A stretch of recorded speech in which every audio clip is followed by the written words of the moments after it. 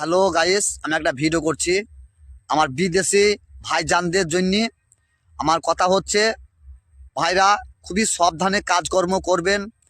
আমাদের মুখে বাংলা কথা বললি, আমরা মুর্শিদাবাদের ছেলে বলি, আমরা মুসলমান বলি, আমাকে মারধর করছে, এতে আর কিছু করার নেই, শাসন করার লোক নাই। তাই বলছি রে ভাই, যেখানে যা কাজকর্ম করবেন খুবই সাবধানে করবেন।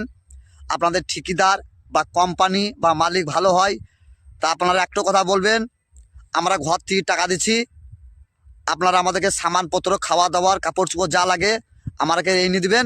আমরা রান্না করব, ঘরে বসি আর কাজকর্ম করব। আমরা রাস্তাঘাটে ঘোরাফেরা চলাফেরা করব না। কেন রে ভাই, আমাদের জীবনের দাম আছে, আমাদের জীবনের দাম 1 টাকা। এই যান বেঁচে থাকলে কত টাকা কত ইনকাম করবো তো হিসাব নাই। তাই বলছি ভাই, বিদেশি ভাইরা খুবই সাবধানে কাজকর্ম করবেন। সময় খারাপ কি হবে বলা মুশকিল রে ভাই, তা কাজটা করবেন খুব সাবধানে করবেন। আসসালামু আলাইকুম ভাইজানরা।